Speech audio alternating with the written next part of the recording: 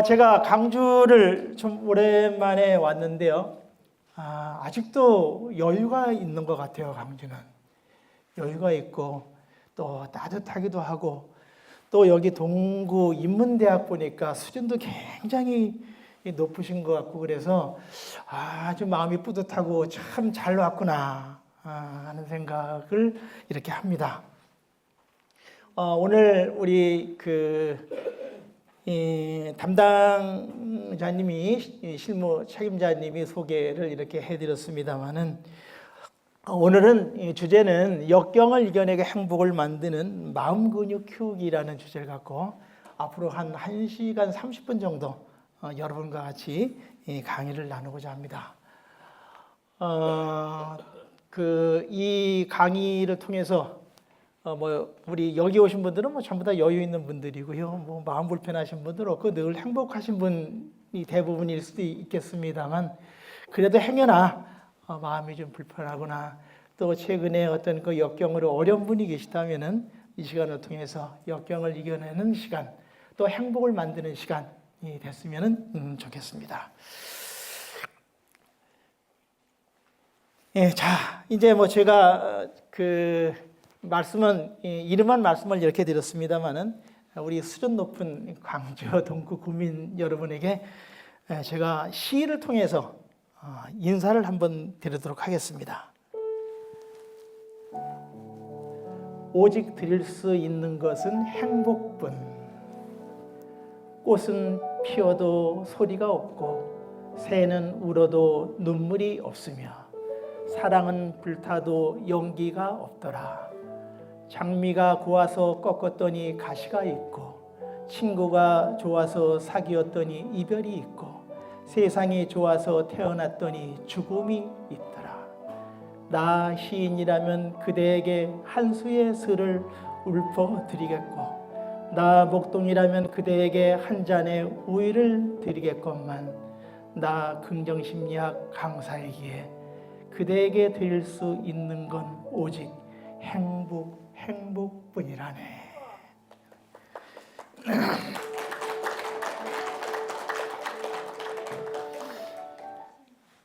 소개해드렸다시 저는 이런 사람입니다. 특별한 거는 없습니다. 특별한 건 없고, 특별한 게 있다면은 긍정심리학을 2013년도에 우리나라에 도입해서 20년 이상 오로지 긍정심리학만 연구하고 또 가르치고 또 실천에 옮겼던 거.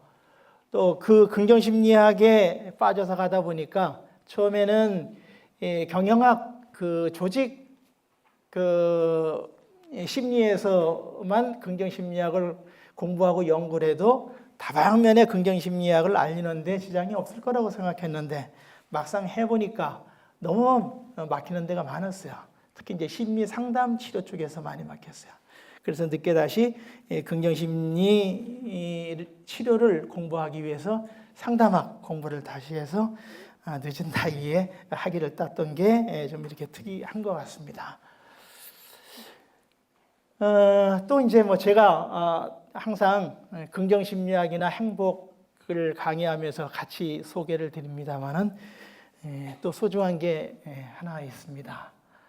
아마 이분 중에서 여러분들이 가장 좋아하는 분, 가장 사랑하고 존경하는 분이 계실 수 있을 것 같아요. 그런데 다른 분들은 다 이렇게 아실 텐데, 한 사람이 조금 낯설게 느껴지실 거예요. 그죠? 저는 2005년도 제가 민간 자격으로는 우리나라 최초로 빌 클린턴 전 대통령을 한국에 초청을 하고, 고 김대중 대통령님, 또 김영삼 대통령님 이렇게 초청해서 워커힐에서 빌 클린턴 자서전 마이 라이프 출판 기념회를 개최했던 그런 사진입니다. 저에게는 상당히 제가 삶 속에서 의미 있는 그런 시간이었고, 저때 지금도 북한이 핵을 갖고 위협을 많이 합니다만, 2004년도 5년도 정도는 정말 우리 국민들이 불안에 많이 떨었어요. 북한에서 강화문에 핵을 이렇게 터뜨리겠다, 불바다를 만들겠다. 그래서 그 당시에 김정일 위원장하고 빌 클린턴 대통령하고 관계가 굉장히 좋았습니다. 그래서 우리 국민들이 이렇게 어려울 때 빌 클린턴 대통령이 와서 우리나라 국민들을 좀 위로를 해줬으면 참 좋겠다. 그런 측면에서 빌 클린턴 대통령을 초청을 하고 또 그 당시만 해도 하여튼 뭐 두 분들 어떤 사이였는지 다 아시잖아요, 여러분, 그죠? 그래서 영훈함의 대표적인 그런 그 인물들, 그래도 뭔가 퇴임 후 악수도 한번 나누지 않았던 두 분 모시고 이 어려운 시기에 우리 국민들에게 좀 이렇게 위로를 드렸으면, 화합하는 모습을 보였으면 얼마나 좋을까. 그래서 두 분 전직 대통령하고 정재계 학계, 국회의원, 장관, 뭐 총장, 외교사절, 또 경제 단체장 800명을 모시고 워커힐 호텔에서 그 빌 클린턴 대통령의 마이 라이프 출판 기념회를 했던 그런 사진입니다. 그런데 뭐 제 자랑이 아니고 사실을 말씀드리자면은 우리나라에서 대통령 세 분 오시고 단독으로 행사 치른 거는 대한민국에 저밖에 없다 그래요. 그래 세계에서는 뭐 몇 번째인지 모르겠습니다만 하여튼 우리나라에서는 제가 처음이라고 합니다. 그래서 여러분 앞으로 1시간 30분 동안 우리나라에서 한 명밖에 없는 오음식 교수랑 같이 강의를 이렇게 나누실 겁니다. 뭐 괜찮으시죠, 기분? 네, 기분 이렇게 좋으시기 바랍니다.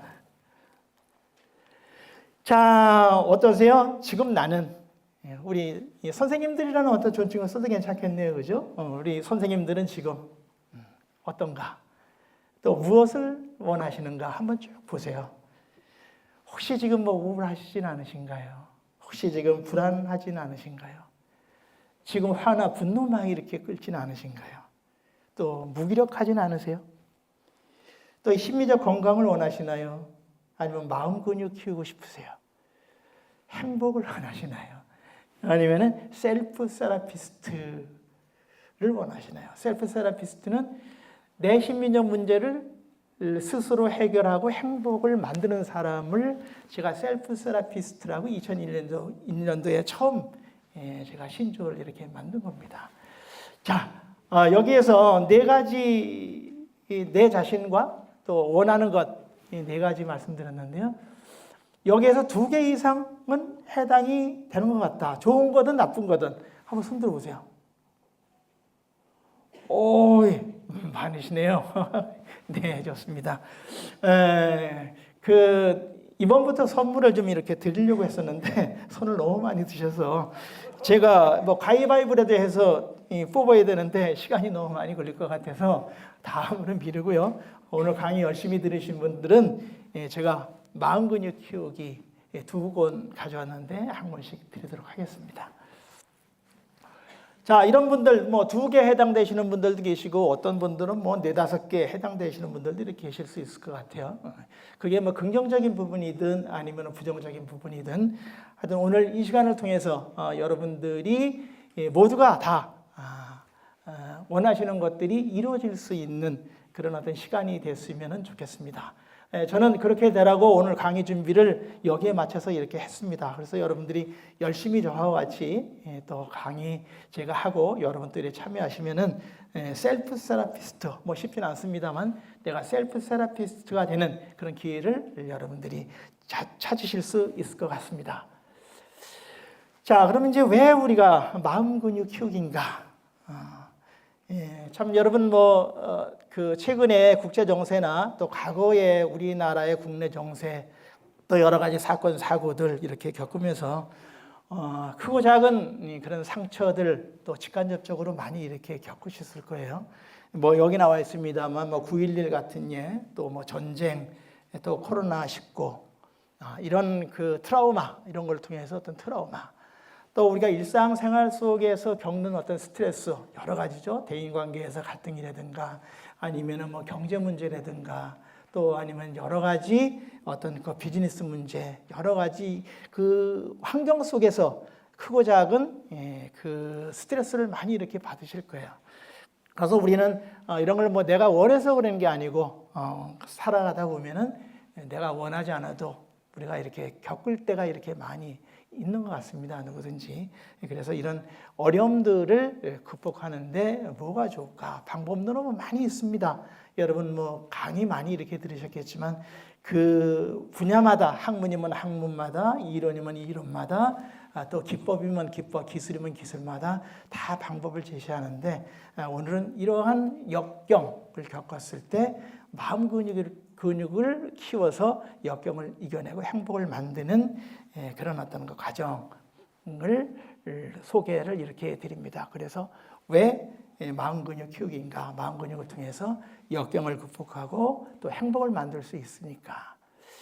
자, 이제 여러분들이 이해를 돕기 위해서 조금 뭐 아시는 분들은 뭐 다 이렇게 아실 거예요. 그렇지만 또 이렇게 낯설게 심리학하면 또 낯설게 느껴지시는 분들도 계시니까 그분들을 위해서 몇 가지 기본적인 거 말씀을 드리고 본격적인 강의에 들어가겠습니다. 자, 역경이라는 것은 뭐 너무 잘 아시죠? 우리가 일상에서 조금 전에 말씀드렸습니다만 일상에서 우리가 경험하는 크고 작은 스트레스부터 그 사건, 사고까지 총체적으로 역경이라고 얘기를 하고 트라우마는 우리가 생명을 위협하는 또 어떤 그 생명에 직접적이든 간접적이든 영향을 주는 사건, 사고를 우리는 트라우마라고 이렇게 얘기를 하죠. 그래 이런 그 트라우마나 역경을 겪으면서 우리에게 따라오는 것은 대표적인 것은 외상후 스트레스 장애라는 것이 따라오고요. 또 외상후 스트레스 장애에 또 감정이 가장 많이 작용하는 건 우울증과 불안증이 또 하나의 결합체가 이렇게 되죠. 그 다음에 이제 회복력이라는 건 원위치로 돌아오는 거. 그 다음에 성장, 외상후 성장은 사건 이전보다 더 성장하는 것을 우리는 외상후 성장이라고 그런다. 그래서 이제 이런 세 가지가 우리가 따라오게 되죠. 그럼 이런 이제 세 가지가 따라오는데, 분류는 이렇게 회복력하고 외상후 성장을 이렇게 합니다만, 저는 이걸 한꺼번에 회복력이라고, 리질런스라고 이렇게 칭해서 그 의미를 역경을 이겨내는 힘이고 마음의 근육을 키워서 성장까지 시켜주는 심미적 자원이 리질리언스, 회복 탄력성이라고 많이 얘기를 하죠. 리질리언스라고 그런다. 자, 그럼 이제 이 리질리언스의 어떤 그 특성이 있는데, 뭐 여러분도 지금까지 다 살아오시면서 경험은 이렇게 하실 거예요. 우리는 그 회복력을 겪게 되고 회복력을 통해서 지금까지 이렇게 오게 되는데 그 첫 번째가 뭐예요? 아동기의 공경 이겨내는 과정 속에서 우리는 회복력의 특성을 이렇게 발휘하게 된다는 거죠. 이럴 때는 가족 해체, 그죠? 가족 해체하면 일단 뭐 가장 중요한 게 부모의 어떤 그 이혼 또 뭐 죽음이 있겠죠. 가난, 신체적 학대, 청소년기 좌절. 이런 공경을 이겨내는데 회복력이 이렇게 발휘가 되죠. 그 다음에 이제 일상적 역경을 헤쳐나가는 과정인데 이때는 어떤 걸 헤쳐나가요? 가족이나 친구와 어떤 그 말다툼, 또 트러블이 생기죠. 또 상사와 갈등, 또 경제적 어려움을 또 이렇게 겪게 되죠. 자, 그 다음에 이제 성인 한 중년 정도 되면은 정말 어떤 트라우마, 큰 사건, 사고를 우리는 경험하게 됩니다.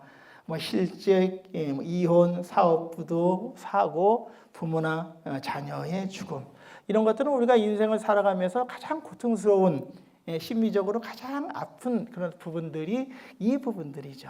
그래 이런 어떤 부분들을 우리가 딛고 일어서는데도 회복력성이 이렇게 발휘가 된다. 자 이제 마지막으로 새로운 경험과 도전.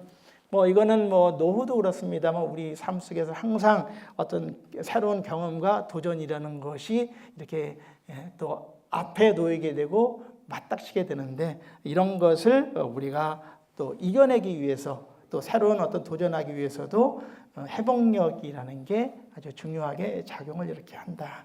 어떠세요? 우리 선생님들은 이 네 가지의 그 특성 중에서 어떤 시기가 가장 힘드셨나요? 지금 생각해 보면 또 어떤 그 시기가 가장 또 행복하셨나요? 고통은 있지만 또 고통을 겪고 나서는 또 우리는 또 아주 그 뿌듯하고 의미가 있고 또 행복을 또 느낄 수가 있죠. 그래 한번 우리 선생님들 지나간 내 삶을 이렇게 돌아보면서 아동기의 모습 또 어떤 그 성인기의 중년기의 모습 또 내가 아주 어려운 그런 그 경험, 도전했던 그런 기억들을 이렇게 떠올리시면서 가능하면 부정적인 거는 딱 이렇게 버리고 거기서 긍정적인 걸 한번 이렇게 찾아보세요. 이제 긍정 심리학을 이제 우리가 같이 이렇게 하기 전에 회복력에 대해서 좀 이렇게 말씀을 드리는데요. 회복력에는 이제 세 가지가 대표적인 요소가 있습니다. 그게 뭐냐면은 첫 번째는 회복력 사고라는 게 있어요. 사고. 사고가 우리가 경험은 많이 해요. 경험은 많이 하고 경험은 똑같은 경험을 합니다. 역경 아니면은 뭐 불행한 일들. 그런데 어떤 사람은 그 역경을 훌훌 털어버리고 오히려 더 강해지는 그런 모습을 보이는가 하면은 어떤 사람은 그냥 푹 쓰러져서 일어나지 못하는 사람들이 있어요. 그런데 이제 그게 어떤 환경, 그 어떤 사건 자체보다도 우리가 생각을 어떻게 하느냐에 따라서 그 사건이 참 힘들어지기도 하고 내가 이길 수 있는 사건이 되기도 이렇게 하잖아요. 그래서 이 우리가 사고를 어떻게 갖느냐가 굉장히 중요하다. 그 다음에 이제 회복력 능력이라는 거는 우리가 회복력을 키우기 위해서는 이제 능력이라는 게 이렇게 필요합니다. 예를 들어서 뭐 감정 조절을 어떻게 해야 되고, 충동 통제는 어떻게 해야 되고, 또 원인 분석을 어떻게 해야 되고, 또 낙관성은 어떻게 키워야 되고, 공감력은 어떻게 또 키워야 되고, 이러한 능력이 있는데 이 능력을 내가 어떻게 키우느냐가 아주 중요한 그런 요소가 될 수가 있고요. 그 다음에 이제 이러한 능력을 키우기 위해서, 사고를 키우기 위해서는 또 이제 필요한 게 회복력 기술이라는 게 이렇게 있습니다.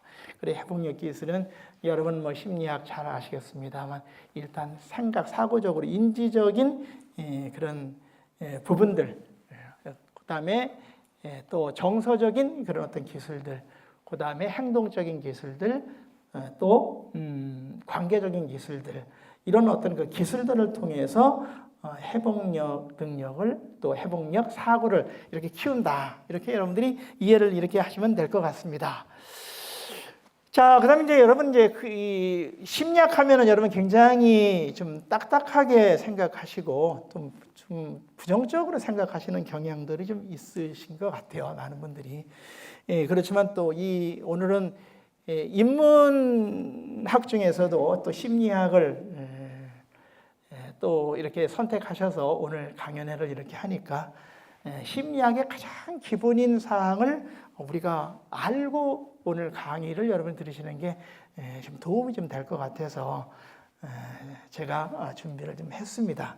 자, 여기서 회복력의 원칙, 어떻게 보면은 뭐 심리학의 기본 이렇게 하셔도 될 것 같아요. 그래서 인생은 바꿀 수 있는가? 또 이걸 다시 얘기하면은 성격은 바꿀 수 있는가? 여기에 대해서 질문 드렸을 때 여러분들이 어떻게 대답을 하시느냐에 따라서 오늘 강의가 여러분들에게 얼마나 도움이 될 건가를 가름할 수도 있을 것 같아요. 왜냐하면 인생은 바꿀 수 없어. 성격은 안 바뀌어. 이러면 아마 오늘 강의가 그렇게 여러분 마음에 와닿질 않고 여러분들이 뭔가 내 것을 만들려고 하는 열의가 떨어질 수도 있어요. 반면에 어때요? 그래, 인생은 바꿀 수 있어. 성격은 바꿀 수 있어. 이렇게 여러분들이 가신다면 아마 제가 하는 말마다 정말 여러분이 집중하셔서 거기에서 여러분들이 얻어가시는 게 굉장히 많을 거라고 생각을 합니다. 그래서 가능하면은 인생은 바꿀 수 있어. 내 성격은 바꿀 수 있어. 이렇게 여러분들이 내 스스로에게 지금부터 자꾸만 이렇게 암시를 이렇게 주시면 좋을 것 같아요. 자, 그러면 이제 인생을 바꿀 수 있는가 없는가? 일반 심리학에서는 없다고 그래요. 성격도 바꿀 수 없다고 그래요. 플로이드 정신분석부터 시작해서 바꿀 수 없다고 그래요. 이미 5살 때까지는 우리가 성격이 80% 이상 이렇게 굳기 때문에 하나의 어떤 원형이 이렇게 된다고 그러죠. 그래서 바꿀 수가 없다. 그러다가 이제 그 이후에 낙관주의자라는 이 심리학자들이 나와서 아니다. 인생은 백지부터 시작하는 거다. 나와서. 그래서 거기에서 경험을 우리가 싸우면서 이렇게 만들어가는 거다. 그렇게 얘기를 해요. 이제 그 다음에 이제 등장한 것이 이제 행동주의가 등장하는데 과학이라는 게 이렇게 등장을 합니다. 그래 과학이라는 게 등장하면서 정신분석이나 낙관주의 같은 거는 매일 무슨 뭐 마음, 뭐 생각 이런 거는 과학으로 측정할 수가 없다. 특히 이제 무의식 같은 거는 측정할 수가 없다. 그래서 측정할 수 있는 것은 오로지 행동이다, 행동. 그래서 이제 행동주의 심리학이라는 게 이렇게 나오고요. 네, 그 다음에 이제 나온 게 또 인지치료입니다. 인지치료.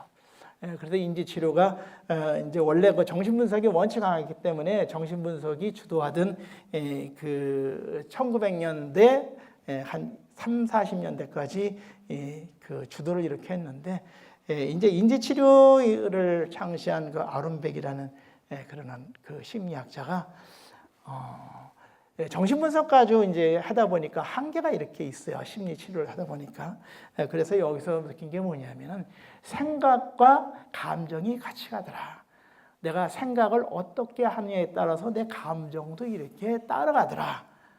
그래서 이제 감정이라는 게 행동주의에서 완전히 배척을 시켰는데 인지치료에서부터 그 생각과 감정이 같이 심리학을 이끌면서 그 인생은 바꿀 수 있고 또 성격을 바꿀 수 있다는 그런 주장들이 이제 나오기 시작합니다. 그러다가 이제 긍정심리학이라는 게 1998년도에 탄생하면서 인생은 바꿀 수 있고 또 성격은 바꿀 수 있다는 과학적인 근거를 제시하면서 또 긍정심리 치료 회복까지 이렇게 오게 됐습니다.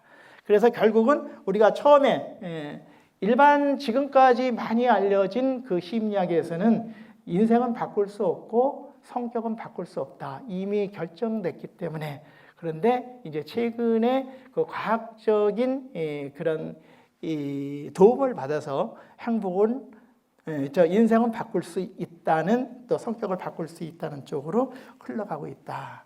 그래서 여러분들이 조금 전에 제가 강요 아닌 강요를 이렇게 드렸습니다만 성격도 바뀌고 인생도 바뀔 수 있다. 이렇게 또 생각하고 가시면 좋을 것 같습니다. 자, 그러면 이제 긍정심리학을 말씀을 드렸는데요.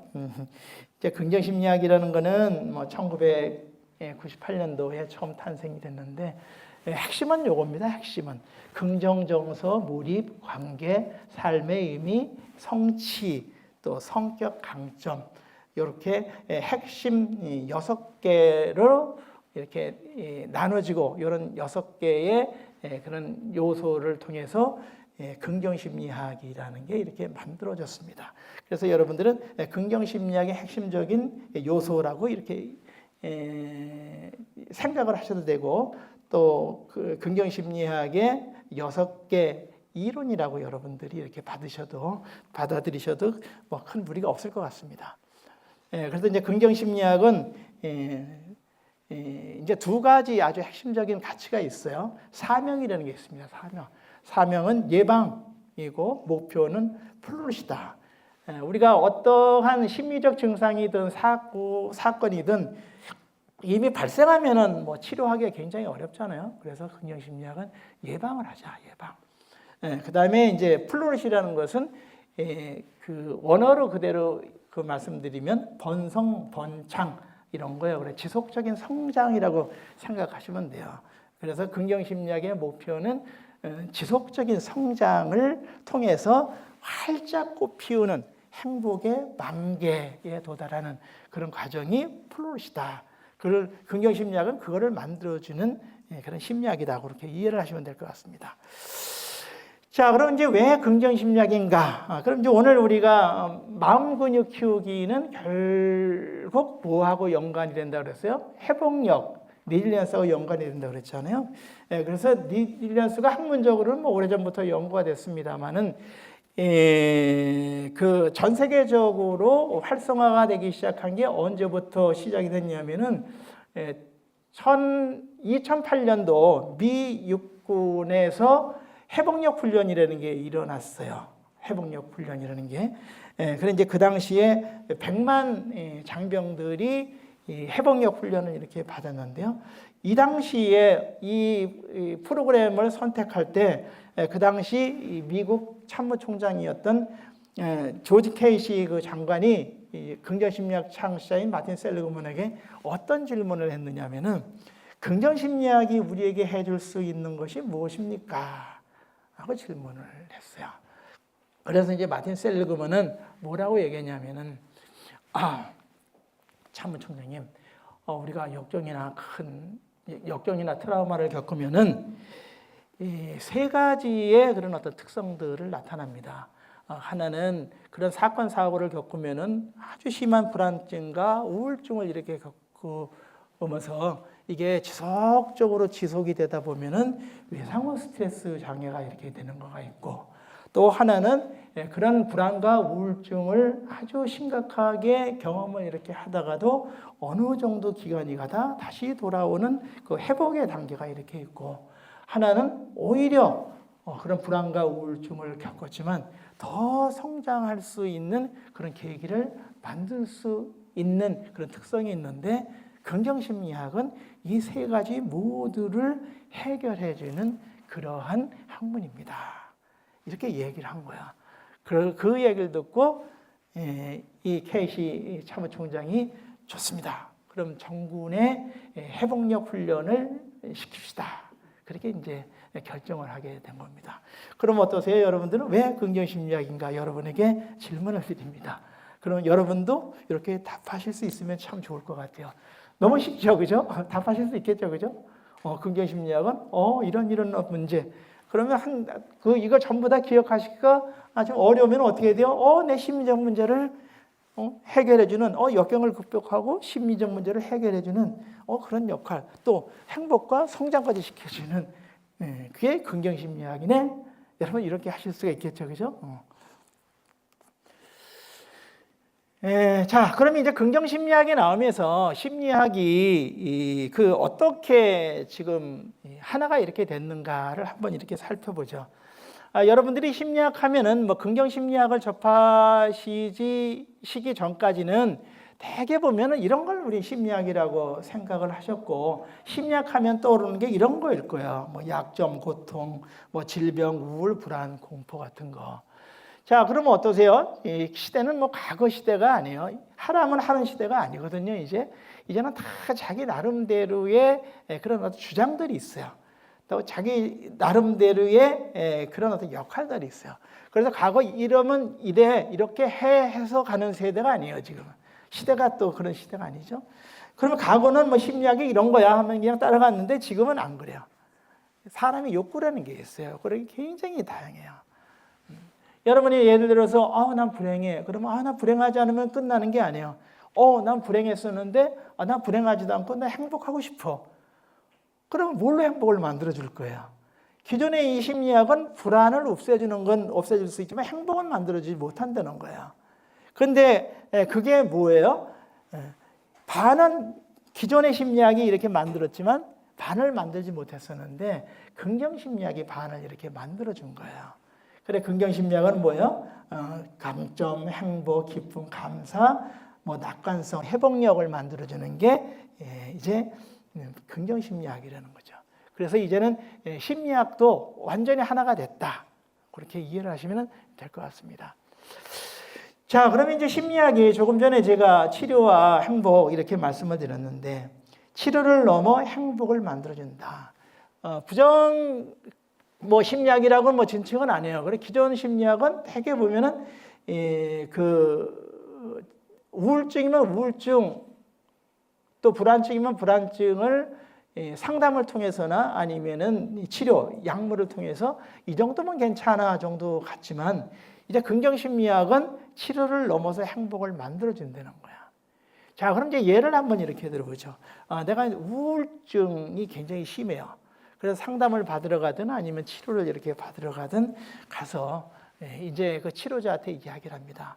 선생님, 저도 이제 좀 행복하고 싶어요. 참, 여러분, 그 심리적으로 어려운 분들 너무 간절하잖아요. 그죠? 선생님, 저도 행복하고 싶어요. 그러면 이제 그 의사나 상담사가 우울증이 심화되는 걸 알잖아요. 우울증을 좀 완화시키고 싶으시군요. 그렇게 일반적으로는 대답을 해요. 그래서 뭐라고 얘기를 하냐면, 제가 그렇게 해드렸으면 좋겠습니다. 확답을 못 하는 거야, 확답은. 왜 확답을 못할까요? 조금 이따 말씀드릴게요. 그런데 긍정심리학자들은 뭐라고 그러냐면은 선생님, 저도 이제 행복하고 싶어요. 아, 그러세요? 아, 제가 행복을 만들어 드리겠습니다. 이렇게 자신 있게 이야기를 이렇게 해요. 여러분 들으시기에 좀 교만한 것 같죠, 그죠? 그런데 왜 그러냐면은 긍정심리학은 오늘 여러분들에게 역경을 이겨내고 행복을 만드는 도구를 아마 좀 많이 소개를 이렇게 드릴 거예요. 그런 치료를 하는 도구가 있어요, 도구. 그 도구를 통해서 여러분들이 행복도 만들고 심리적 치료도 해요. 그래서 셀프 세라피스트, 내 스스로가 만들 수 있다고 제가 말씀을 이렇게 드리는 거예요. 그래서 기존의 상담이나 치료는 그런 것들이 없다 보니까 그냥 상담으로 진술을 통해서 약물을 통해서 그게 몇 프로 확률이 될까요? 그게 확률이 높지 않다는 거야. 어떤 사람은 맞는 사람이 있고 어떤 사람은 또 맞지 않는 사람이 이렇게 되는 거죠. 자, 그래서 긍정심리학은 조금 전에 우리 조시 케이시 사무총장에게도 마틴 셀리그먼이 얘기했지만 지금 제가 여기에서도 말씀드렸듯이 치료를 넘어 행복을 만들어주는 그런 어떤 심리, 긍정심리학, 긍정심리 치료다. 이렇게 말씀을 드릴 수가 있습니다. 그래서 여러분 정리를 이렇게 하면은 기존의 심리학과 긍정심리학 차이, 기존의 심리학은 치료에 중점을 맞추고 약점에 포커스를 이렇게 맞췄다. 그래서 치료와 약점 중심이라면 긍정심리학은 예방 또 강점 중심의 그런 심리학이다. 이렇게 여러분들이 이해를 하시면 될 것 같습니다. 자, 그래서 이제 긍정심리학 창시자 아까 조금 전에 설명드렸죠. 1998년도에 이제 긍정심리학이 탄생했는데 손쓸돌이 없이 망가진 삶은 이제 그만 연구하고 모든 일이 잘 될 것 같은 사람에게 초점을 맞춰야 한다. 그래서 이제 긍정심리학이라는 게 탄생을 이렇게 하게 됩니다. 자, 그럼 이제 긍정심리학이 탄생하는데 가장 먼저 반응을 한 게 대학이에요. 대학. 세계에서 가장 유명한 대학. 어느 대학일까요? 하버드 대학이요. 저는 어느 분이 지금 대답하셨는지 다 압니다. 제가 딱 이거 찍어놨습니다. 하버드 대학이에요. 하버드 대학. 그래서 여러분들이 이 동영상을 이렇게 받으시고요. 제 혼자 여기서 아주 재미있게 강의를 잘하는 것도 중요하지만 아주 오늘 저는 중요하게 생각하는 거는 여러분들이 이 강의를 통해서 뭔가 내 거를 만들어 가시는 그런 시간이 됐으면 좋겠어요.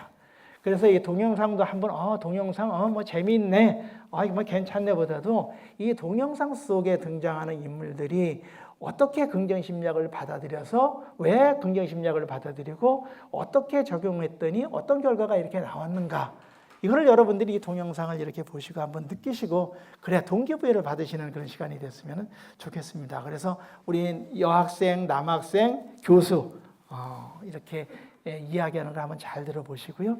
또 기억나시는 분이 있으면 제가 질문하면 또 대답을 이렇게 해주시면 오늘 포인트가 더 올라갈 수가 있습니다. 세계 최고의 수재들이 다닌다는 하버드 대학입니다. 이 학교라면 가장 인기 있는 강좌가 법학개론이나 경제학 원론 같은 거다니까요. 뜻밖에도 하버드 대학 학부생 5명 중에 1명이 듣는다는 최다 수강 강의는 행복학입니다.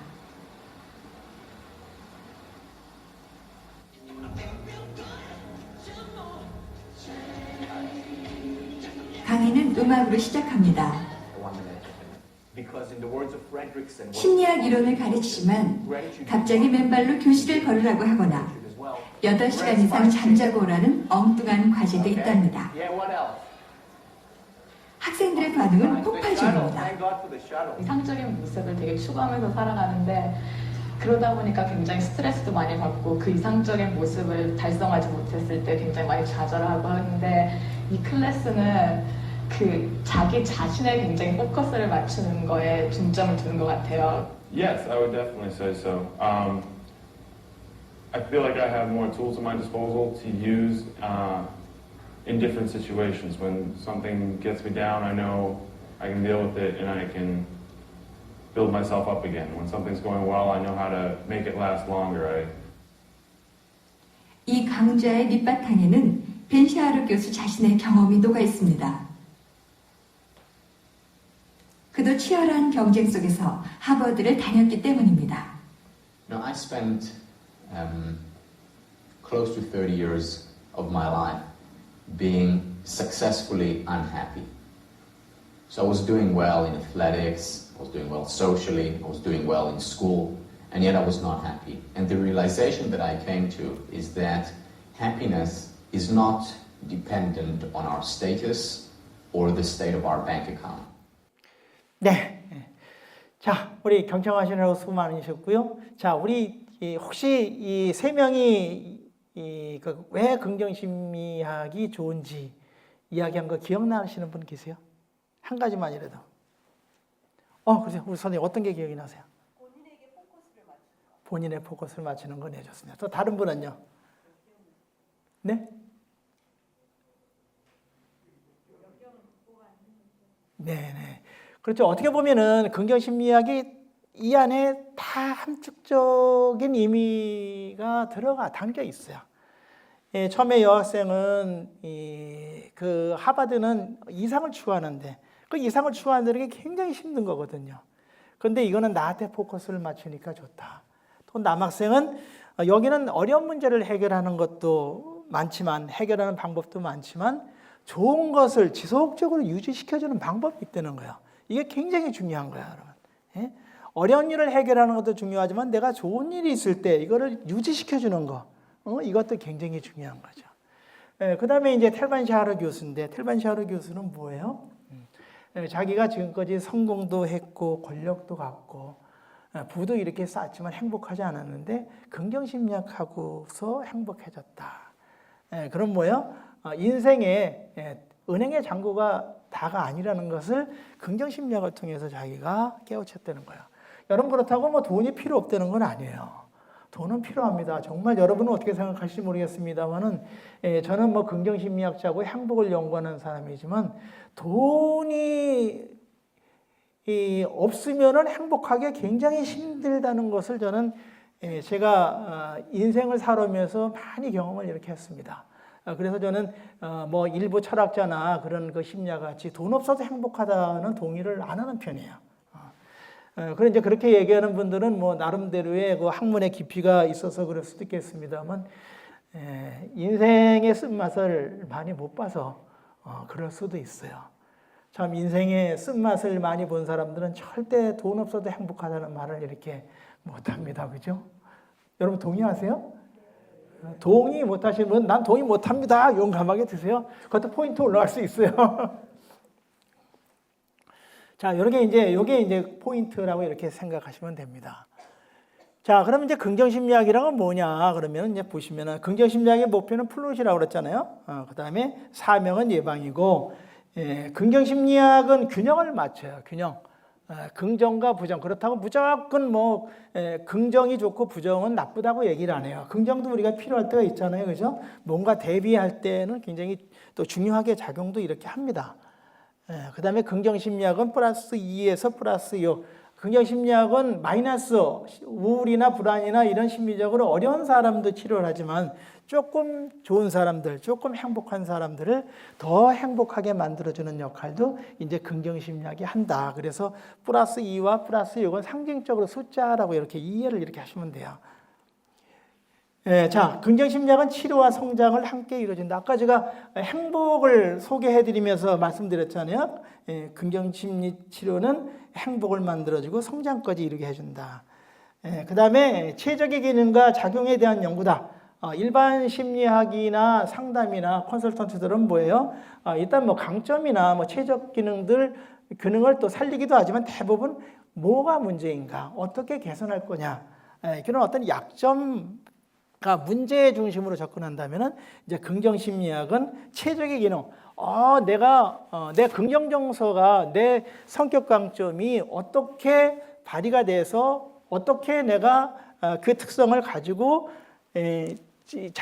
적용을 해서 성과를 내는가. 이런 기능과 작용에 대한 어떤 연구다. 자, 긍정심리학은 과거를 지배당하지 않고 미래지향적이다. 대부분이 이제 심리학은 과거지향적이죠. 그죠? 과거의 뭐 트라우마, 과거의 상처, 과거의 어떤 아픔을 파헤쳐서 뭔가 문제를 해결하려고 접근을 이렇게 한다면은 긍정심리학은 과거도 중요하게 생각하지만 어떤 현재, 미래를 더 중요하게 생각한다. 자, 아주 중요하죠. 긍정심리학은 진정한 나를 찾고 성장시켜주는 학문이다. 자, 여러분 어떠세요? 여러분이 건강하신 분들은 자기 정체성이 좀 이렇게 분명하고 자기 정체성을 확실히 가지고 계세요. 그런데 심리적으로 어려운 분들은, 마음이 약한 분들은 자기 정체성에 혼란을 많이 겪어요. 그래서 이게 뭐 30이 돼도 40, 50, 60이 돼도 자기 정체성을 확립하지 못한 분들도 이렇게 계세요. 늘 혼란스럽고. 그런데 긍정심리학은 진정한 나, 내 정체성을 이렇게 찾아주면서, 그러면 나는 이런 사람인데 그럼 내가 어떻게 의미 있고 가치 있는 삶을 이렇게 살아갈 수 있는가? 아주 세상적으로 좀 쉽게 얘기하는, 어떻게 하면 내가 더 성공할 수 있는가? 이런 것을 내 자신을 찾아서 내 자신의 강점을 찾아서 갈 수 있도록 안내해 주는 것이 긍정심리학이다. 이렇게 이해하시면 될 것 같습니다.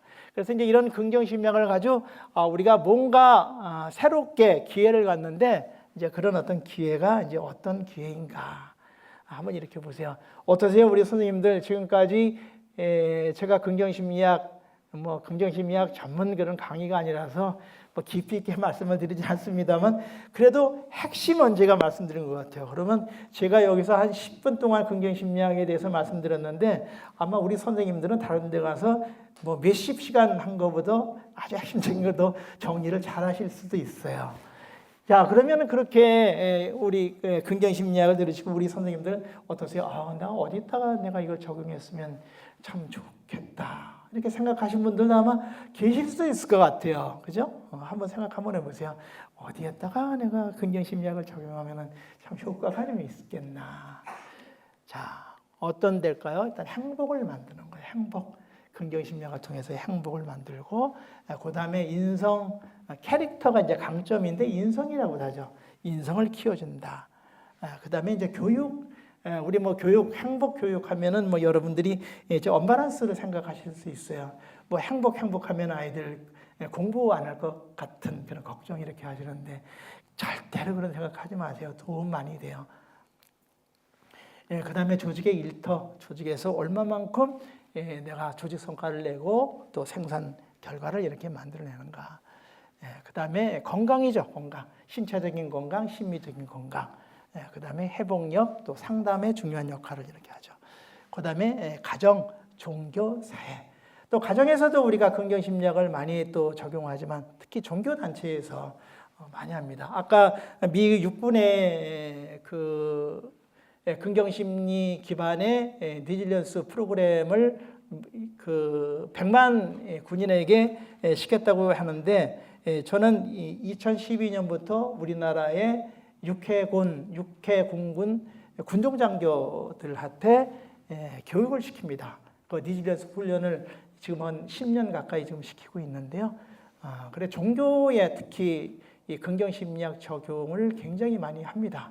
그래서 오늘도 오기 전에 이 광주의 아주 큰 대형교회 은퇴 목사님이 긍정심리학을 너무 좋아하셔서, 교수님 여기 강의에 오면은 꼭 제가 저녁 모시겠습니다 해서 요 앞에서 저녁 먹고 이렇게 해줬는데요. 정말 우리 스님들도 좋아하시고 신부님들도 좋아하시고 또 우리 목사님들도 이렇게 좋아하세요.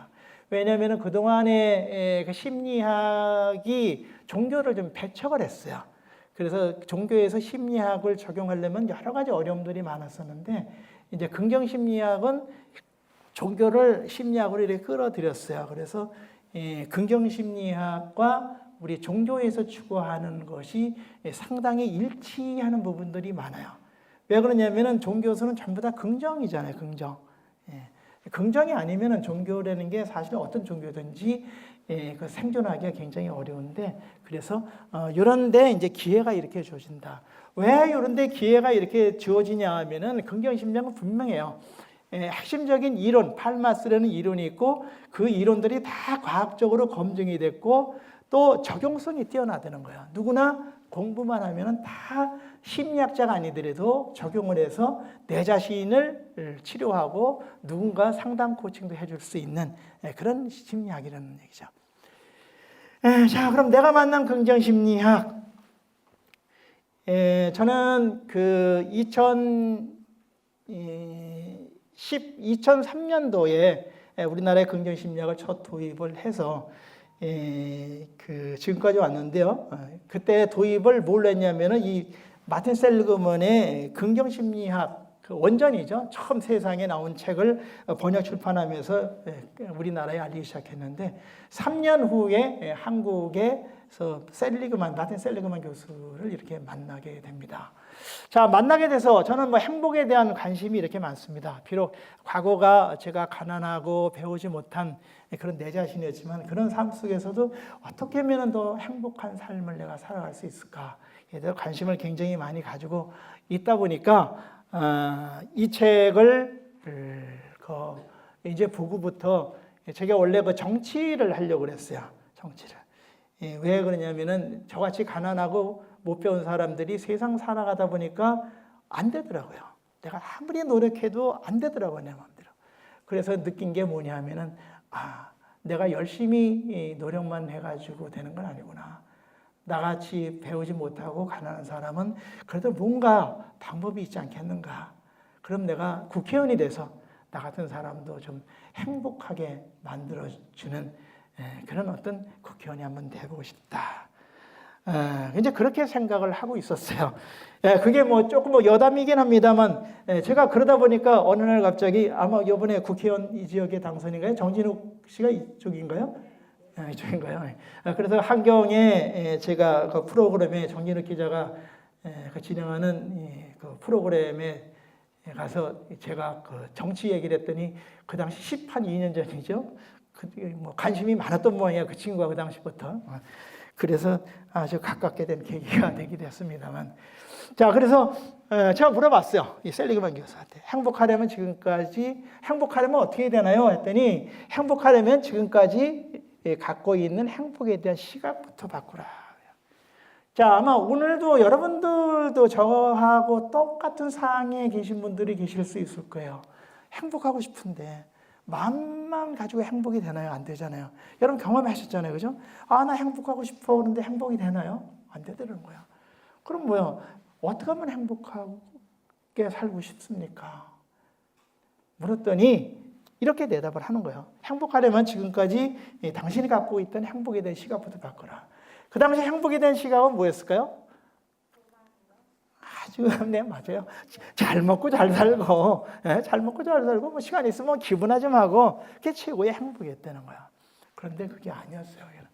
그래, 행복이라는 거는, 진정한 행복이라는 거는 강점과 미덕을 찾아서, 그것을 발휘하는 것이, 적용하는 것이 행복의 시작이다. 이 강점은 아마 오늘 가능하면 여기까지 제가 해드릴 테니까요. 그런데 그 당시 뭐 들어보지도 못했던 거 아니에요. 그죠? 그러면 충격을 받았어요. 그게 행복이야? 나는 행복하면 잘 먹고 잘 사는 거, 기분화 좀 여유 있으면 기분하는 거 그건 줄 알았는데 야, 내가 국회의원이 됐어도 헛될 뻔했구나. 그래서 이 셀리그만을 만나고부터 제가 또 혼란에 빠집니다. 야, 내가 어떻게 살아가야 될 것인가? 나는 지금까지 10년 동안 내가 국회의원이 돼서 나 같은 사람들 행복하게 해주기 위해서 열심히 정치를 배웠는데 이제 그거를 포기를 한다는 게 너무 또 아쉬운 거예요. 아까운 거예요.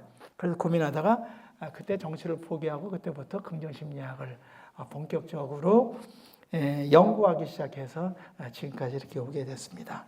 그래서 여러분도 행복을 원하신다면 오늘 이 강의를 통해서 행복을 만드실 수 있는 그런 계기가 됐으면 좋겠습니다. 자, 오늘 이제 행복 강의를 이렇게 할 건데요. 왜 행복인가? 가장 세상에서 원하는 거, 여러분 각자가 뭐 원하는 게 있으실 거예요. 아까도 우리가 앞에서 제가 질문을 이렇게 드렸습니다만, 뭐 우리가 어떤 분들은 아주 나 행복하고 싶다. 어떤 분들은 나 성공하고 싶다. 좀 돈 많이 내가 갖고 싶다. 어떤 분들은 뭐 건강 갖고 싶다. 어떤 분들은 나 좋은 관계 좀 맺고 싶다. 아마 많이 이렇게 있으실 거예요. 그런데 뭐 한 가지 정도는 뭐 여러 가지 할 수가 있습니다만 한 세 가지 정도 하면 다 이런 게 이런 세 가지 안에 범위가 거의가 들어갈 거예요. 이런 범위. 자, 그러면은 여러분 원한다고 여러분이 행복이 될까요? 자, 그러면 우리가 행복하지 못한 이유 한번 이렇게 들어보죠. 그런데 지금부터 행복에 대해서 말씀을 드리는데요. 이거는 긍정심리학과 제가 연구한 결과를 가지고 얘기를 합니다.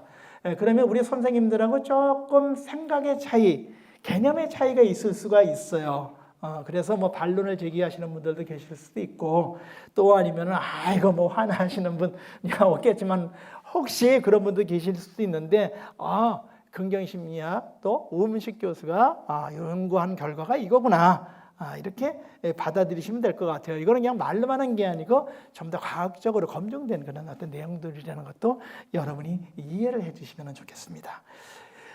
자, 우리 국민이 행복하지 않은 이유, 많은 국내의 학자들, 전문가들이 이야기를 합니다. 과도한 물질, 너무 돈을 좋아하는 거야. 돈. 자, 그 다음에 지나친 경쟁이에요. 경쟁이라는 건 정말 얼마나 신사적이고 아름답습니까? 그죠? 그 올림픽에서 다 은메달 딴 사람, 동메달 딴 사람, 금메달 딴 사람마다 그 승자는 또 이 패자를 위로해주고, 패자는 승자를 또 이렇게 격려해주고, 또 이렇게 그런 모습들이 어떻게 보면은 축하해주고, 그럼 어떻게 보면 이런 것들이 굉장히 경쟁이라는 거는 아름답다는 거야. 그 아름다운 게 뭐예요? 공정해야지만 아름다운데, 공정하지 못한 게임은 아름답지 못하잖아요, 그죠? 그래서 너무 지나치다 보니까 여러분 뭐 요즘 뭐 굳이 지나친 경쟁이 어디서 많이 일어나요? 또 정치에서 많이 일어나잖아요. 여러분 정치 아름답습니까? 좋아 보이나요? 참 뭐 다른 것도 여러 가지가 있을 수가 있어요. 사람이 살아가다 보면은 뭐 힘든 부분이 있어요. 그 힘든 게 원인이 뭐 나에게 돼 있고, 뭐 가족에 돼 있고, 주변에 돼 있고, 사회도 있지만, 정치는 정말 우리를 너무 힘들게 해요. 그래서 정치도 좀 지나친 경쟁보다 공정한 경쟁을 해서 어떤 그 승자와 패자가 또 서로가 또 축하해주고, 또 위로해주고, 격려해주는 그런 멋진 그런 모습이 됐으면 좋겠다. 과정과 결과에 대한 그릇된 인식, 수단과 방법을 가리지 않잖아요. 수단과 방법을 가리지 않고 가다가 결국은 내가 나는 이만큼이면 성공했네. 주변에서 다 성공하고 부러워하는데 어때요? 최종적인 순간에 가서는 그 사람이 그거를 이어가지 못하잖아요. 그죠? 여러분 청문회 같은 데 이렇게 보시잖아요. 크게 나오는 사람들이 얼마나 성공한 사람들이에요. 그런데 그 사람들이 어떻게 보면 마지막 과정을 못 넘는다는 거죠. 그게 뭐예요? 과정과 결과에 대한 그릇된 인식이에요. 과정이 얼마나 중요한가를 인식 못하고 결과만 쫓다 보니까 이런 결과가 나온 거죠. 자, 그럼 이렇게 행복하지 못한 이유가 있어요. 그죠? 자, 그러면은 이런 걸 사회적으로는 여러분도 그래 맞아 이렇게 인정할 수도 있어요. 그런데 중요한 게 뭐냐면은 이런 사회적인 문제는 내가 해결할 수가 없어요. 여러분들이 지금 뭐 사회적 그런 어떤 문제가 해결되지도 않겠지만 언젠가는 될지 모르겠습니다. 유언하잖아요. 그러면 그런 문제가 해결된다고 해도 내 개인의 행복은 아니라는 거야. 그럼 어떻게 해야 돼요, 여러분? 내 행복은 내가 만들어야 돼요. 내가 행복을 만들어야 돼요. 그러면 행복을 어떻게 만들어요? 그럼 일단은 내가 행복에 대한 어떤 개념을 어떻게 가지고 행복에 대한 어떤 오류를 가지고 있는지 원인을 알아야지 결과가 이렇게 나오잖아요. 자, 그럼 원인을 보세요. 막연한 기대래요. 나는 뭐 다음은 행복할 거야. 뭐 한 몇 년 있다가 행복할 거야. 이거 되면은 뭐 행복할 거야. 여러분 그런 경험 많으시잖아요, 그죠?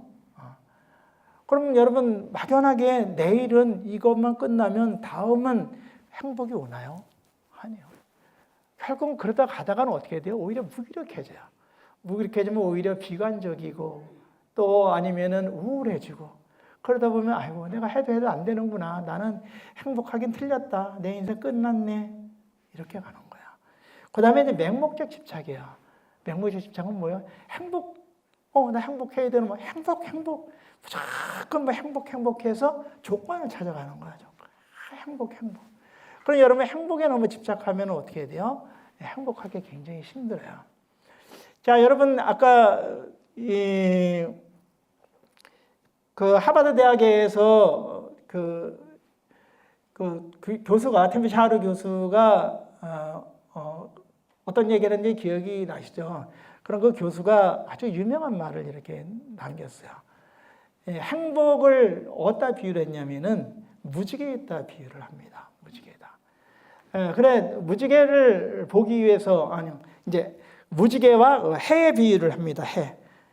그래서 해를 보려면은 그럼 어떻게 해야 돼요? 해를 보려면은 어떻게 해야 돼요? 우리가 햇빛을 봐야지만 해를 본다고 생각하잖아요. 그죠?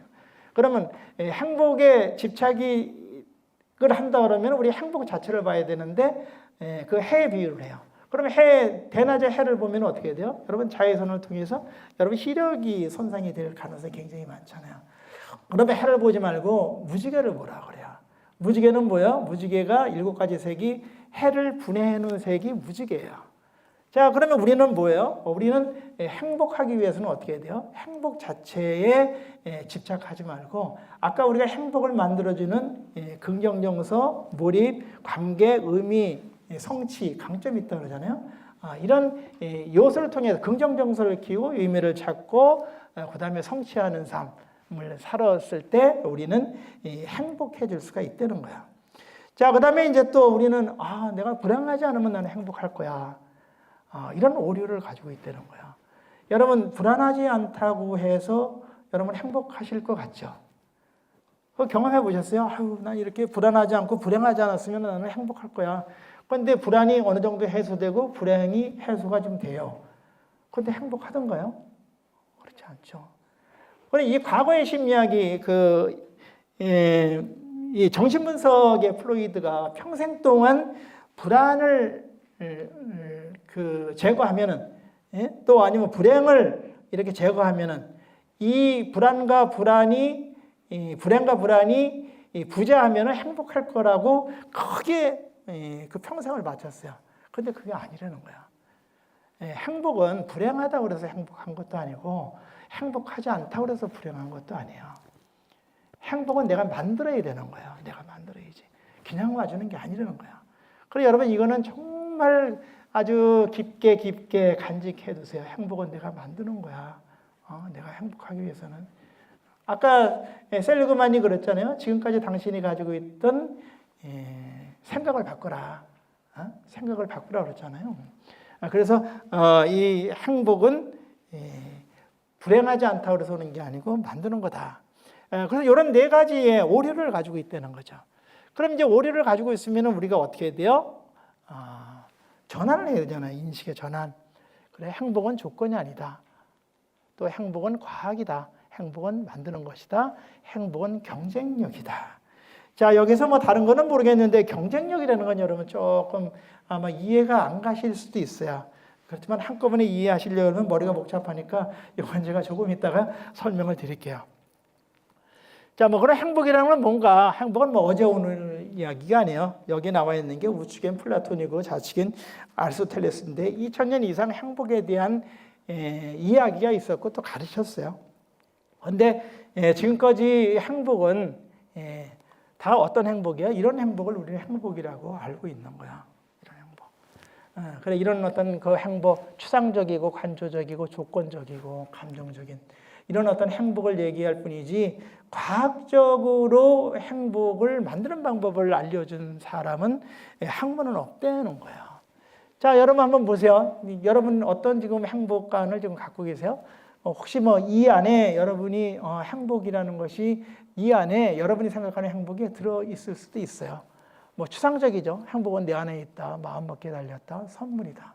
행복은 가까이 있다. 자, 여러분 이거 우리는 많이 얘기를 하는데 실질적으로 피부에 와 닿으세요. 얘기는 그렇게 하지만. 그럼 여러분 만약에 자녀가 있다고 그랬을 때 엄마 아빠 행복이 뭐예요? 선생님의 행복이 뭐예요? 그랬을 때 행복은 네 안에 있어. 애들이 어떻게 이해할 거야 행복이? 우리는 지금 이렇게 행복에 대해서 알고 있다는 게 굉장히 추상적이에요. 또 이제 간조적이죠. 바라보는 거예요. 바라보는 거. 내려놔라, 버려라, 멈춰라. 마음은 좀 편안해요. 행복이 마음만 편하다고 행복한 게 아니에요, 여러분.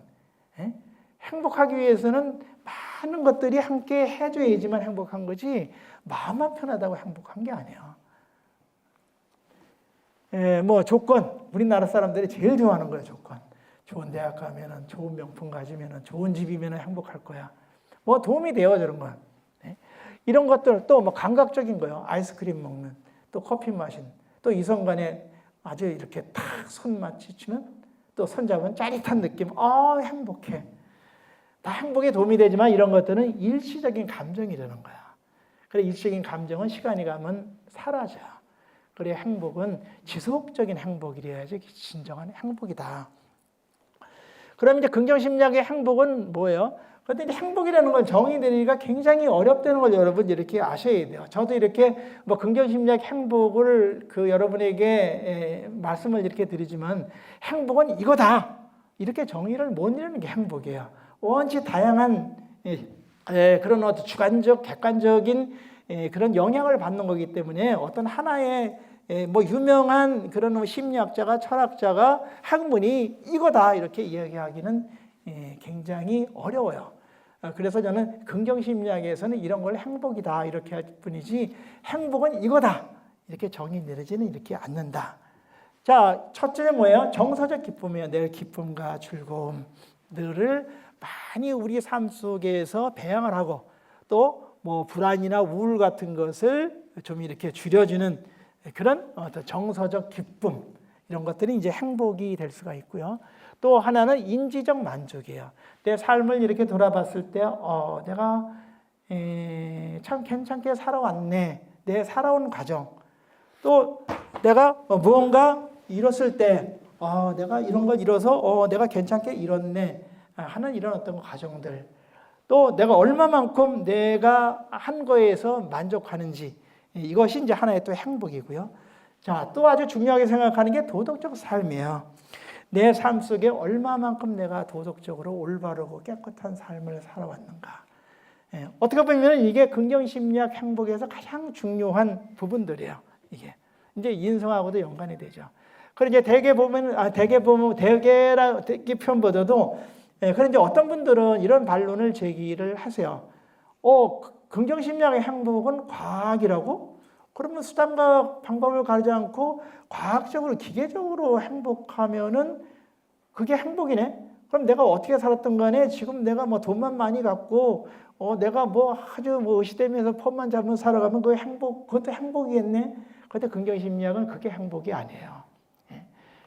아주 긍정심리학은 3000년 전부터 그 공자, 맹자, 소크라테스, 플라톤이 이어오면서 가장 중요하게 생각했던 게 뭐냐면 도덕적 삶이에요. 도덕적 삶. 그래서 내가 어떻게 살아왔느냐가 굉장히 중요하다는 얘기죠. 그래서 도덕적 삶이 중요하다. 그 다음에 역경을 극복하는 회복력. 내가 역경을 겪었을 때 어떻게 이걸 극복하느냐가 행복에 아주 중요한 역할을 이렇게 한다는 거죠. 그래서 긍정심리학의 행복은 이렇게 4가지를 추구한다. 그런데 이제 긍정심리학의 조금 앞에 말씀드렸던 것이 이렇게 다 근거가 다 이렇게 제시가 돼요. 과학적으로 검증된 거. 그럼 행복은 과학이다. 어떻게 과학이야? 그러면 이러한 공식이 이렇게 있다는 거죠. 그죠? H는 S 플러스 C 플러스 V. 설정된 값이 있다는 거. 우리는 태어날 때 50%는 유전적으로 가지고 태어났고, 그 다음에 상황이 아무리 좋아도 조건이 좋아도 10% 미만이라는 거예요. 요거는 50%는 가지고 태어났고, 요거는 10%. 나머지는 자발적 행동을 통해서 행복을 만들어가는 거야.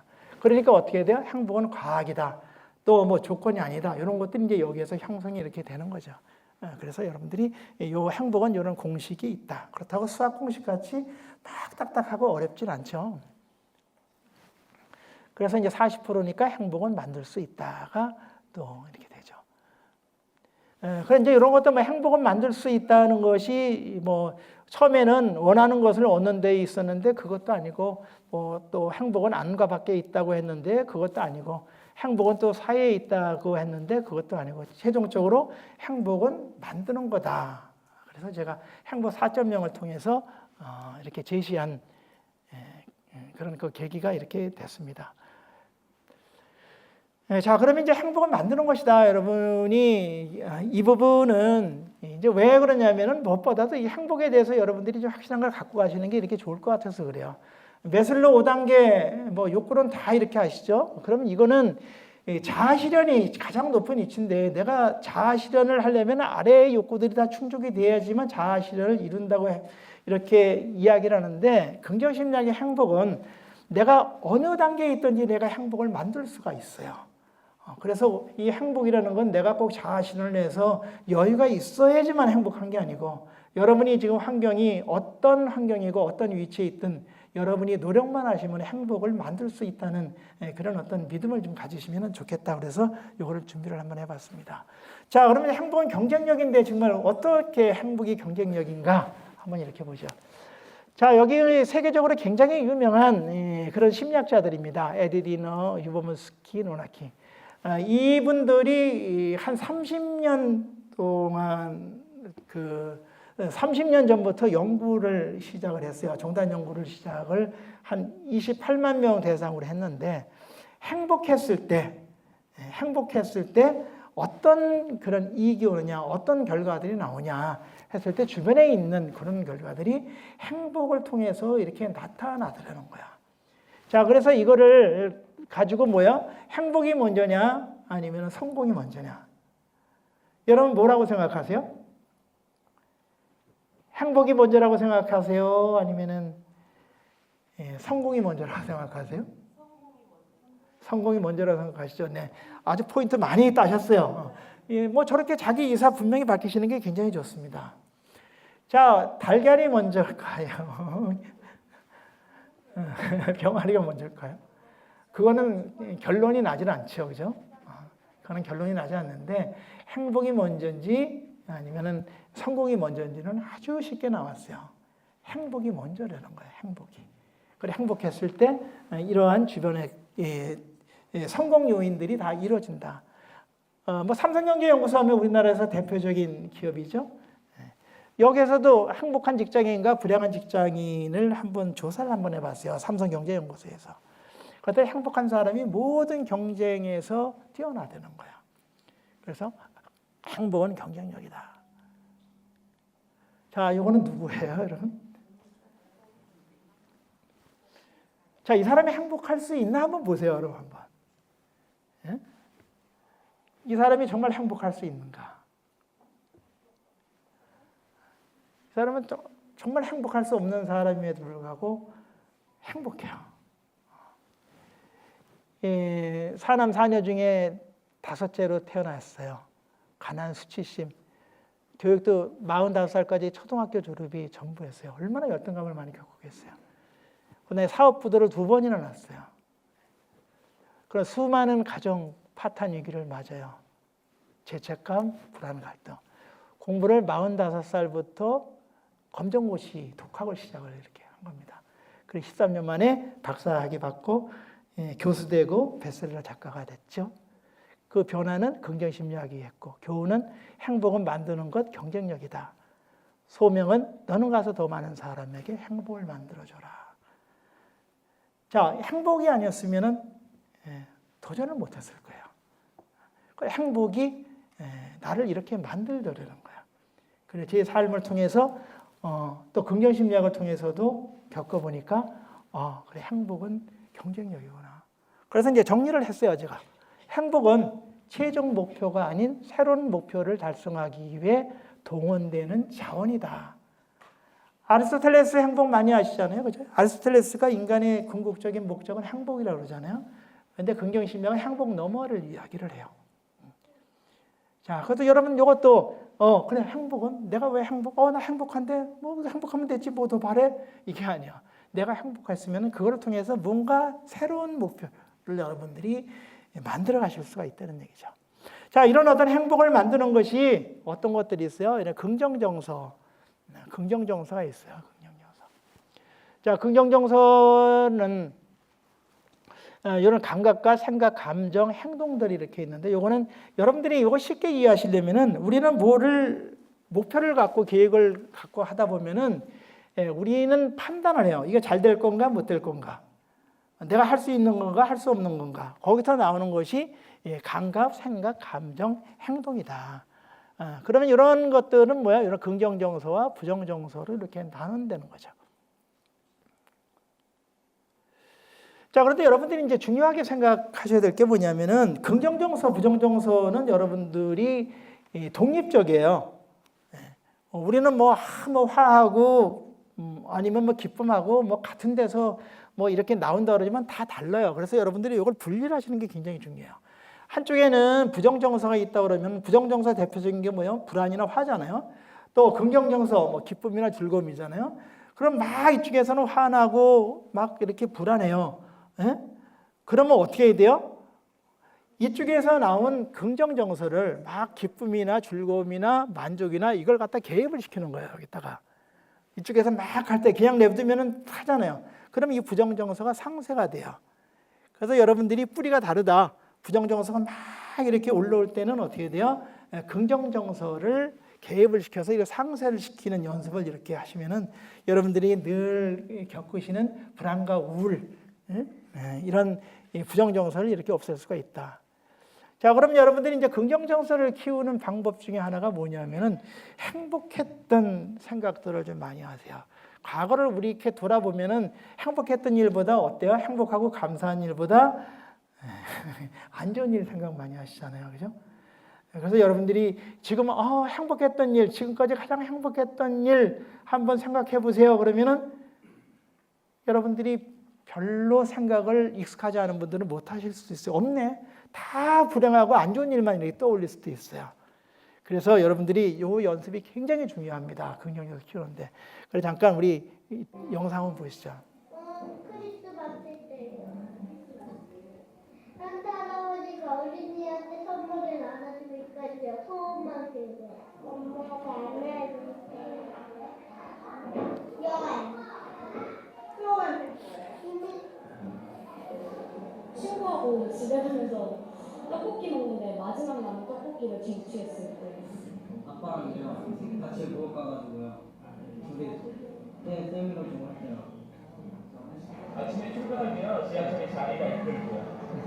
남편이 코 고는 소리가 들리고 짜증이 나면서도 행복해요. 내 인생에 운명 못 만나겠구나 했는데 누군가를 발견했을 때 속주머니에 잊었던 만원짜리가 있었어요. 그런데 가장 행복했던 순간은 뭘까요? 그때 어머니랑 밤에 막 이렇게 불장난을 했어요. 문 밖으로 굉장히 크게 주변에 나무가 많아서요. 물까지 물론 조심하게 했지만 불을 하여튼 뭐 굉장히 크게 났어요. 한 2층 이상 높이로 불이 막 활발하게. 근데 그때 막 둘이 불장난하면서 재밌어서 막 깔깔대면서 어머니하고? 네, 어머니하고. 그때가 제일 행복했던 순간이었어요. 네, 그때 생각하면 참 좋아요. 네, 우리 행복했던 순간. 어떠세요? 우리 선생님들 어떤 얘기가 제일 나한테 인상 깊게 다가오세요?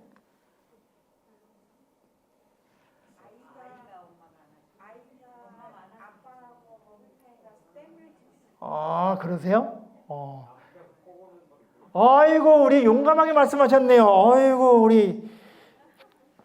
자, 우리 그 남성분이 지금 그렇게 말씀하셨는데, 남성분이시죠? 그죠? 맞죠? 자, 여성분들도 동의하시는 분이 계세요?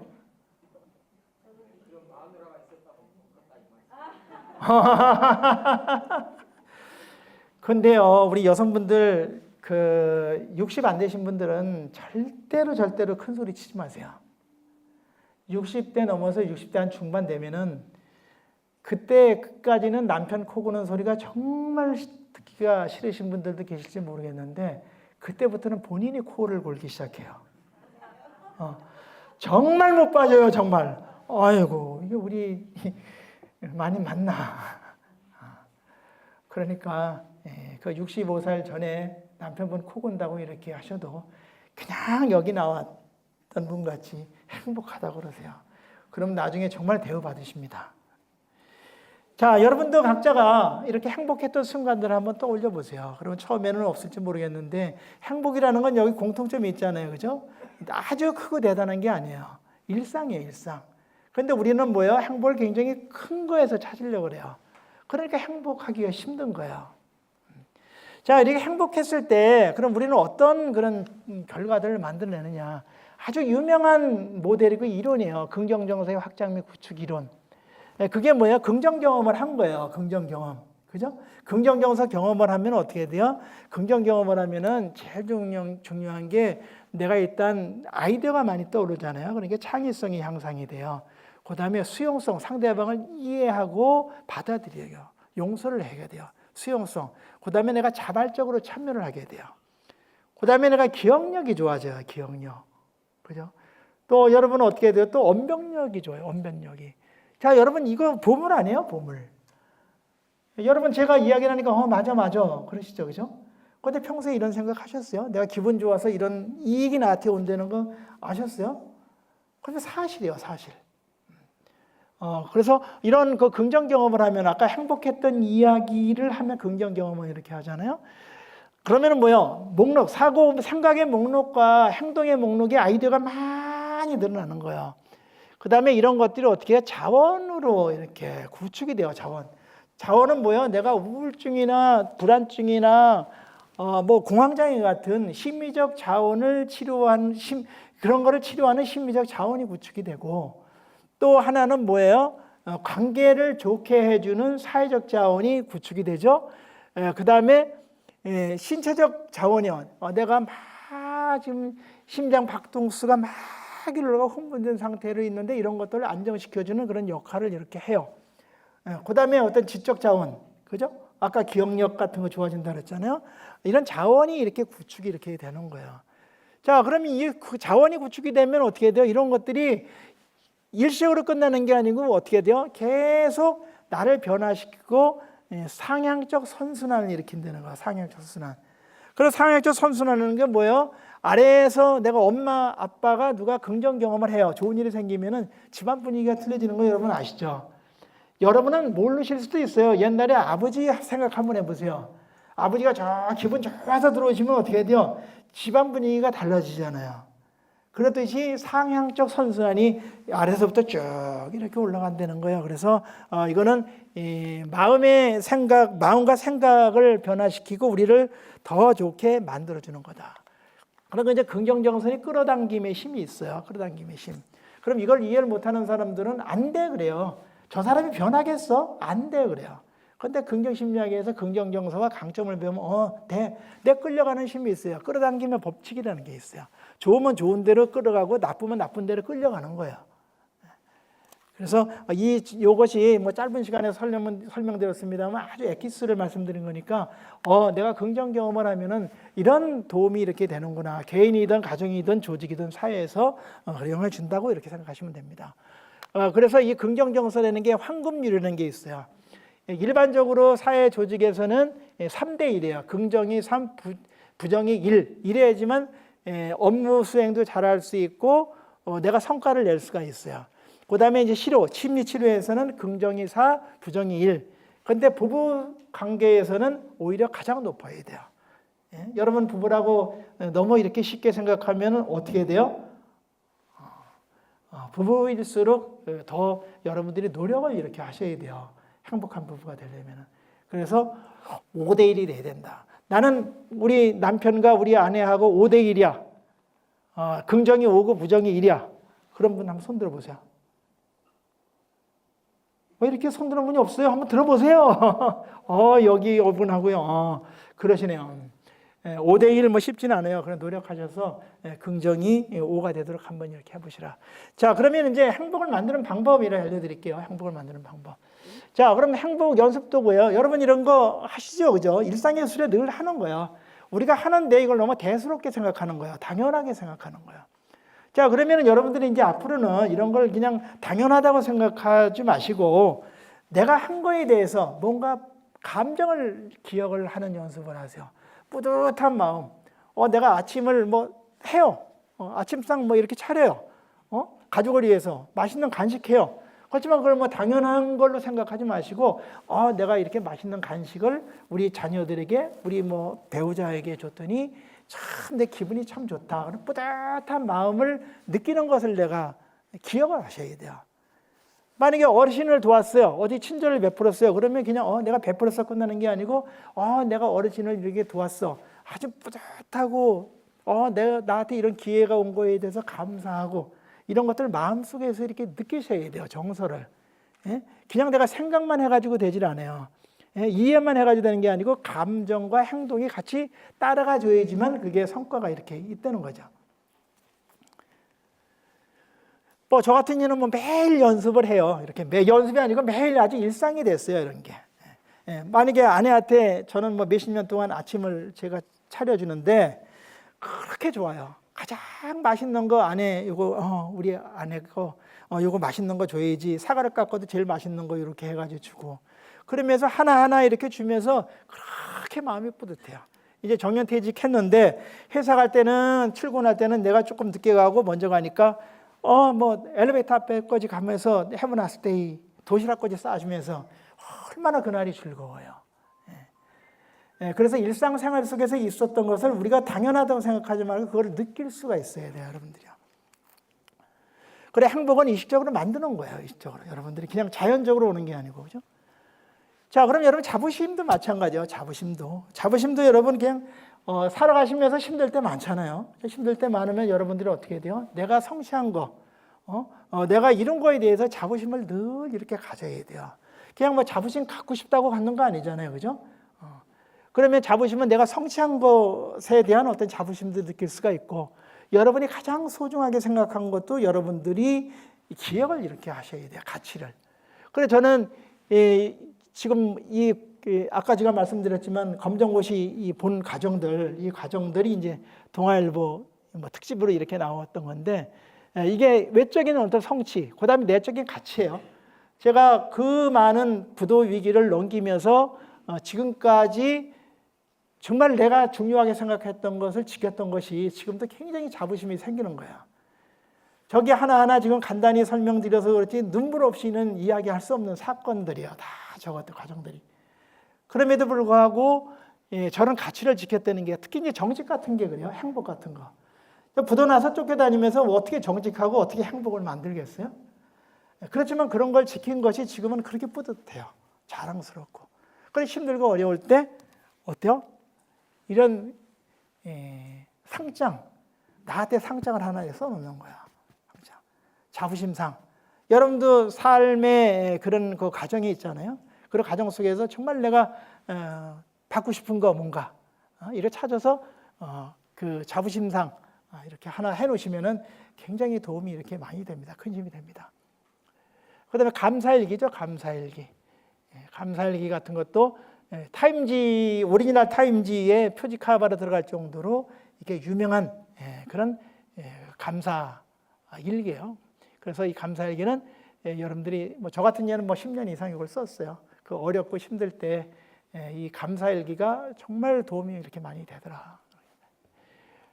그래서 처음에는 쭉 일기만 이렇게 쓰다가 이제 어느 정도 가다간 왜 감사한지 이유까지 이렇게 쓰는 거예요. 그래서 이렇게 감사한 일 3가지 쓰고 왜 감사했는지 그 이유를 쓰는 거야. 그래 감사 감사 일기 이렇게 쓰면은 그게 와닿는 정서가 약해요. 왜 그랬는지 이유를 써야지만 느끼는 시간도 많고 내 거를 이렇게 만들 수가 있어요. 그래 예를 들어서 오늘 수연이가 학교에서 선생님께 칭찬을 받았다고 한다. 그래 감사한 거야. 왜? 여기까지 하면 그냥 간단하게 끝날 수 있는데 감사일기를 잘 썼기 때문에 뭐뭐 때문에 퇴근길에 아이스크림을 사가지고 왔어요. 배우자가. 감사하죠. 그럼 끝나요. 근데 또 느끼려면 어떻게 해야 돼요? 남편이 아내가 내 부탁을 잊지 않고 아이스크림을 사왔기 때문에 느낌이 다른 거야. 그래서 이것도 행복도구로 굉장히 중요하다. 자, 이제 마무리를 하겠습니다. 마음 근육 키우기 위해서는 아까 우리가 한 가지 누군가에게 선행 베푸는 일, 또 강점을 찾아 발휘하는 일, 또 3가지 감사일기를 통해서 마음의 근육을 이렇게 키우는 그런 여러분들이 되셨으면 좋겠다 말씀을 드립니다. 그래 추천 도서는 마음 근육 키우기가 있고요. 그 다음에 근간입니다. 제가 지금까지 20년 이상 긍정심리학을 연구하면서 누구에게 어느 대상에게 내가 책을 쓰는 게 좋을까 그래서 50대 같아요. 50대는 지난 50대, 앞으로 살 50대인데 가장 중요하다고 생각해서 50대의 행복 수업이라는 책을 위즈덤 하우스에서 지금 쓰고 있으니까 아마 한 한 2달 후에는 원고 탈구했으니까 쓸 겁니다. 그래서 행복을 원하는 노후에 50대 이후에 행복을 원하는 분들을 위해서 쓴 책이니까 참고가 좀 되실 것 같습니다. 자, 우리가 역경이라는 것을 같이 이렇게 알아봤는데요. 자, 여러분 역경이란 뭐라고 생각하세요? 역경. 저는 역경이라는 것을 거친 파도와 같다고 이야기를 합니다. 왜 파도와 같다고 얘기를 할까요? 거친 파도는 어때요, 여러분? 거친 파도는 여러분 거친 파도하고 싸워서 이길 수 있으세요? 없으시죠? 그럼 거친 파도를 이겨내기 위해서는 어떻게 해야 돼요? 파도 타는 기술을 배워야 돼요. 그죠? 자, 그럼 우리 역경도 마찬가지입니다. 역경을 우리가 극복하려면 어떻게 해야 돼요? 역경하고 맞서 싸워 이겨야 되나요? 아니요. 역경 다루는 방법을 알아야 돼요.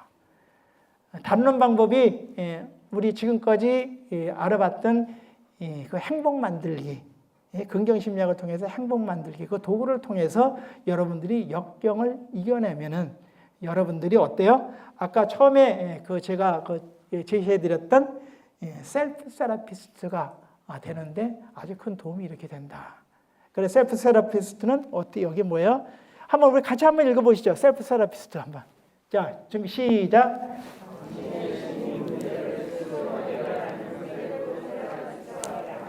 네, 그렇게 해서 우리 모두가 셀프 세라피스트가 되기를 바라면서 오늘 강의 여기서 마치겠습니다. 감사합니다.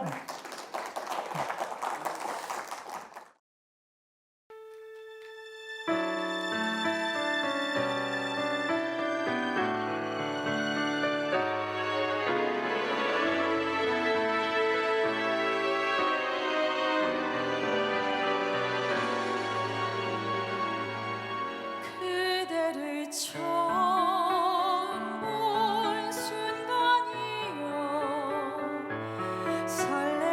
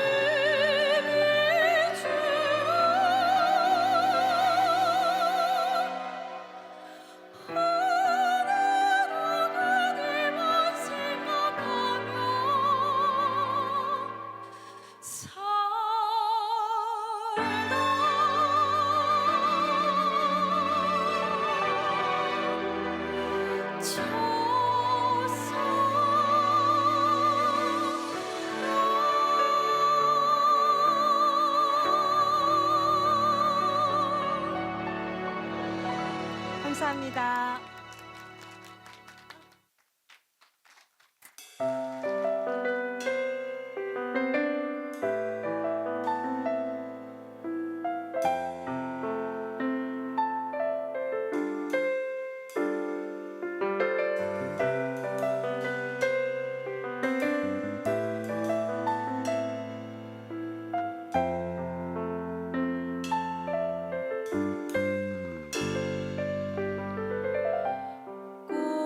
꽃밭에 앉아서 꽃잎을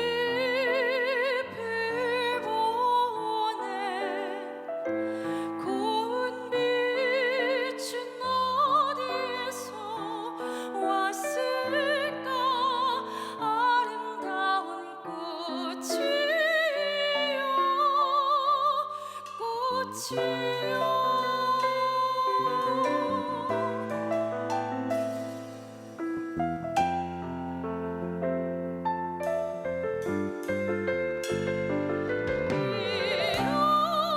이렇게 좋은 날엔 이렇게 좋은 날엔 내 님이 오신다면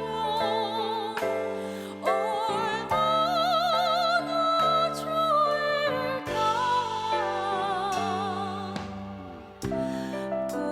꽃밭에 앉아서 꽃잎을 보네. 고운 빛은 어디에서 왔을까. 아름다운 꽃송이. 이렇게 좋은 날엔 이렇게 좋은 날엔 내 님이 오신다면 얼마나 좋을까.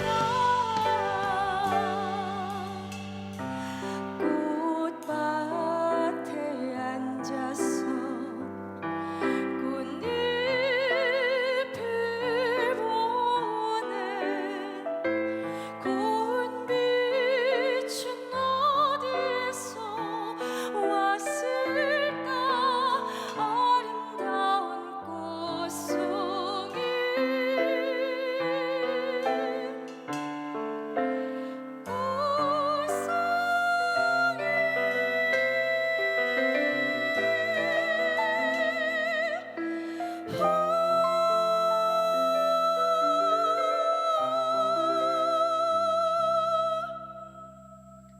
감사합니다.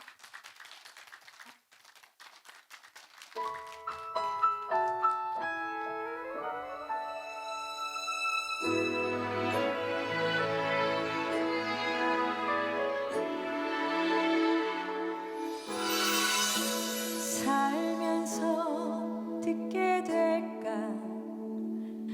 언젠가는 바람의 노래를.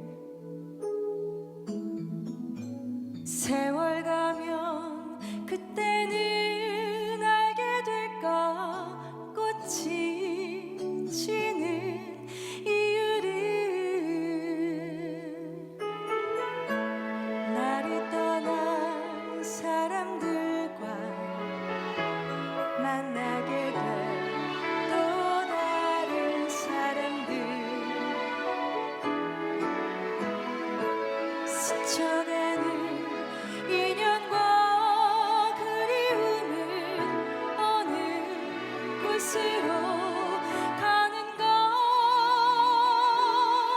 나의 작은 지로는 알 수가 없네. 내가 아는 건 살아가는 방법뿐이야. 보다 많은 실패와 고뇌의 시간을 비켜갈 수 없다는 걸 우린 깨달았네.